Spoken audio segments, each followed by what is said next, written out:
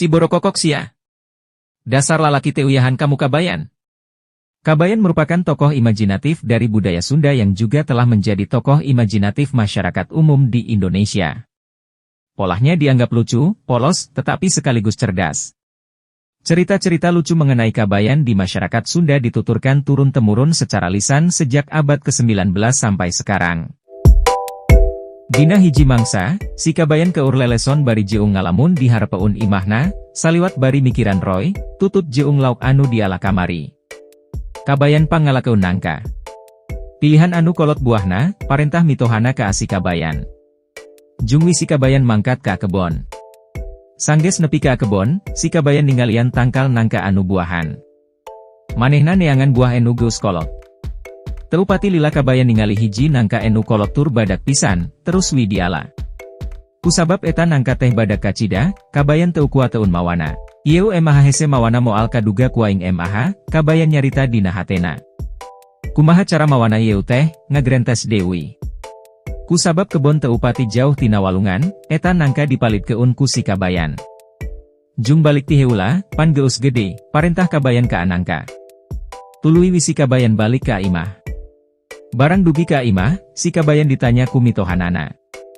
Menang teu nangka teh Kabayan, tanya mitohana. Enya menang atuh, nya badak kacida jaba kolot deui, ceuk si Kabayan.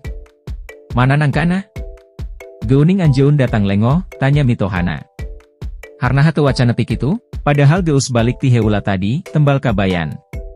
Ari nyaneh tong bobodoran, ewiuh caritana nangka bisa balik sorangan, mitohana rada ambek. Hah, enu bodo emahanya nangka atuh, maknya geus kolot teu apal jalan balik, ceuk si Kabayan tuluy wi bari ngaleos. Dasar si ontohot tembal mitohana bari jamedut. Pada suatu hari si Kabayan sedang panen buah pisang dibantu oleh temannya si Ardasim. Saat mereka sedang mengumpulkan buah tandan pisang, datanglah seorang tokek dengan pakaian khas Tionghoa bersama dua orang anak buahnya. Hai Kabayang. Apa-apan kamu olang? Enak saja man ambil-ambilan. Ini buah pisang kepunyaan Oe, bukan punya kamu. Kan sudah kamu jual koe, dasa tolo kamu bolo kokok sia. Dengan tenang Kabayan sambil berkacak pinggang berkata, maksud kau apa? Ini kebun saya, pisang-pisang saya, enak saja bilang ini pisang ko, ari engkoh gelo te? Meneh sia bolo kokok, Kabayang. Gelo, mabok kucubung sia, masa kamu tidak ingat Oe kan sudah bolong pisang kamu Kabayang? Lah yang 2 bulan lalu saya jualkan masih pada pentil dan salah engkoh kenapa waktu itu tidak dipanen. Sekarang kan pisangnya bukan pentil tapi pisang besar-besar dan matang. Ari engkoh sok liar ah. Sok liatin sama ko, gak ada pisang pentil. Semuanya pisang besar-besar kok. Karena gak ada titik temu akhirnya permasalahan ini dibawa ke balai desa. Di sana si engkoh dan si Kabayan dimintai penjelasan. Sang kepala desa akhirnya memutuskan bahwa si Kabayan yang benar. Yang betul atuh kok. Jangan pingin menang sendiri, jangan merugikan petani, kasihan mereka. Engkau harus tahu, kalau sistem ijon itu tak boleh karena akan merugikan petani. Sudah. Bubar semua, bagus Kabayan. Sekali-kali emang kudu diberi pelajaran. Si Kabayan pun berlalu penuh kemenangan sambil berkata, si Kabayan ti atuh, nyaho suhu kalah dilawan, nya pasti bubuk atuh. Hayu Ardasim. Mulang ah. Di suatu waktu, mertua si Kabayan mengajak menantunya si Kabayan yang malas itu untuk memetik kacang koro di kebun. Mereka membawa karung sebagai wadah kacang koro yang sudah dipetik.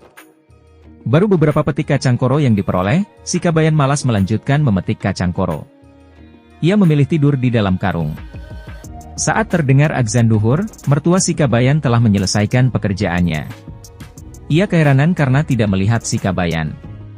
Dengan menggerutu, mertua si Kabayan menduga bahwa menantunya tersebut sudah pulang terlebih dahulu. Mertua si Kabayan terpaksa memanggul karung yang diduga kacang koro pulang ke rumah. Sampai di rumah, mertua si Kabayan terperanjat melihat isi karung itu adalah si Kabayan. Ia pun marah-marah kepada menantunya itu. Masih jengkel dengan peristiwa karung kacang koro, kali ini mertua si Kabayan ingin membalas dendam perilaku menantunya. Saat mereka kembali memetik kacang koro. Diam-diam, mertua si Kabayan masuk ke dalam karung dan tidur dengan harapan ia akan dipanggul saat pulang ke rumah oleh menantunya. Saat adzan duhur terdengar, si Kabayan menghentikan pekerjaannya namun ia tidak melihat mertuanya. Tak sengaja ia melihat mertuanya tengah tidur di dalam karung. Bukan memanggul seperti yang dilakukan mertuanya, si Kabayan malah menyeret karung yang berisi mertuanya tersebut pulang ke rumah. Mertuanya meronta-ronta meminta si Kabayan berhenti menyeret karung itu. "Berhenti Kabayan, ini Abah." Namun si Kabayan malah berdalih bahwa karung digunakan untuk tempat kacang koro bukan untuk manusia sambil terus menyeret karung itu hingga tiba di rumah. "Dotlo sia Kabayan. Dasar kamu tidak gablek cedosia, lihat kumaneh awak Abah bararet begini." "Borokokok sia," umpat si Abah tak henti-hentinya marah. "Har. Salah sah? Nya salah Abah bukan salah saya," kata si Kabayan sambil cengengesan. "Kabayan dilawan, suhu bah suhu." Si Kabayan menyadari bahwa ia kini sedang dibenci oleh si Abah sang mertuanya. Karena si Kabayan lelah dengan perilaku dan kebencian mertuanya, ia berpikir bagaimana cara agar mertuanya tidak kesal dengannya. Si Kabayan bertanya pada istrinya, siapa nama mertuanya. Namun, Nyi Iteung tidak mau memberitahunya karena adat keluarga si Kabayan memiliki kepercayaan bahwa mengetahui nama mertua itu tidak baik dan merupakan pantangan. Namun, si Kabayan membujuk istrinya dan berkata bahwa ia ingin tahu nama mertuanya karena ia ingin mendoakannya. Jika ia tidak tahu nama mertuanya, ia khawatir doanya akan tersasar dan malah sampai pada orang lain bukan pada mertuanya. Akhirnya, istrinya memberitahu nama ayahnya. Namanya adalah Kinolednat. Setelah si Kabayan tahu nama asli mertuanya, ia mencari air enau yang masih mengental. Ia juga mengambil banyak kapuk dengan membongkar kasur yang sudah usang. Lalu, ia pergi ke lubuk, tempat di mana mertuanya biasa mandi. Si Kabayan membasahi seluruh tubuhnya dengan air enau yang kental dan menempelkan kapuk di sekujur tubuhnya lalu memanjat pohon dan duduk di dahan pohon seraya menunggu kedatangan mertuanya yang akan mandi. Ketika mertuanya datang dan mandi, si Kabayan berteriak dengan suara yang dibuat menjadi lebih berat dan memanggil mertuanya dengan nama aslinya, "Nolednat. Nolednat." Mertua si Kabayan kaget mendengar namanya dipanggil. Saat ia melihat ke atas, ia melihat ada sosok putih yang menyeramkan padahal sebenarnya itu adalah si Kabayan. "Nolednat, aku ini kakek penunggu lubuk ini," kata si Kabayan. "Aku peringatkan kepadamu, Nolednat, engkau harus menyayangi Kabayan karena ia cucu kesayanganku. Jangan berani-beraninya engkau menyia-nyiakannya.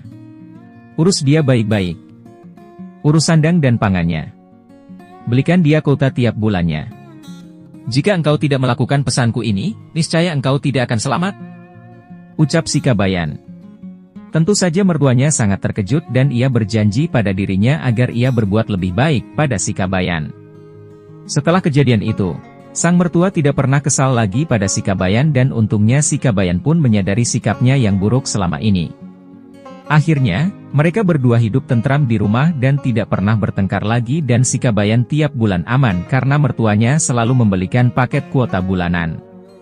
Semoga mereka hidup rukun bahagia selamanya. Ah, si Borokokok bisa ngabar kakak Ainama karena bisa terus upload video. Oh iya lur.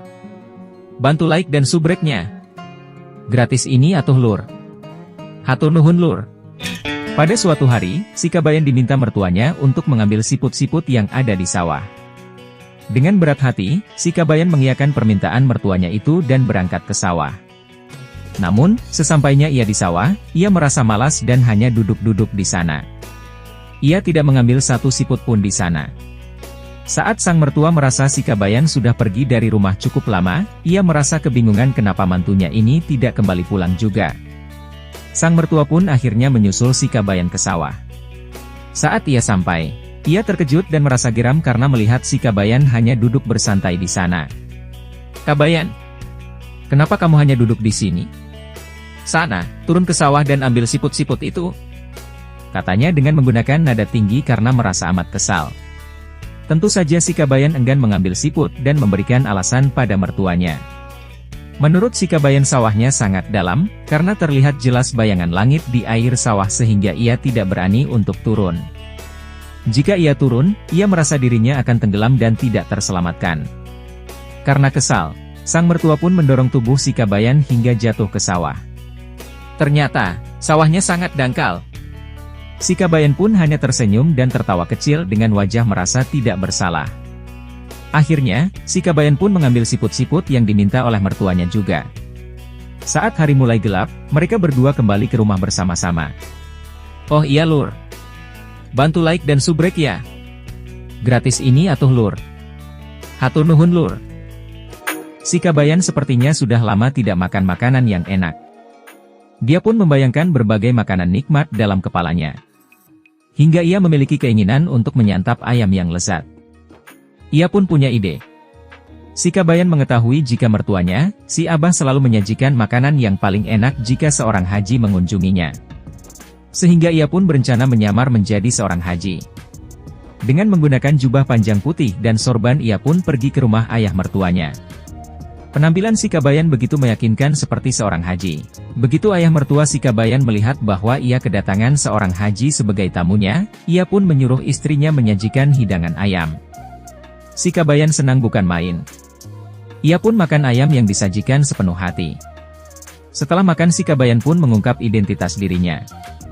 Ayah mertuanya sangat marah dan memutuskan untuk membalas dendam. Suatu sore, si ayah mertua gantian berpakaian sebagai seorang haji lalu pergi ke rumah si Kabayan. Si Kabayan lalu memanggil istrinya, Nyi Iteung. Kita punya tamu terhormat. Ayo cepat kambing kita sembelih sekaligus, pinta si Kabayan pada Nyi Iteung. Kambing? Tanya Nyi Iteung heran. Gimana caranya saya dapat kambing? Kan kita tidak punya kambing, lanjutnya.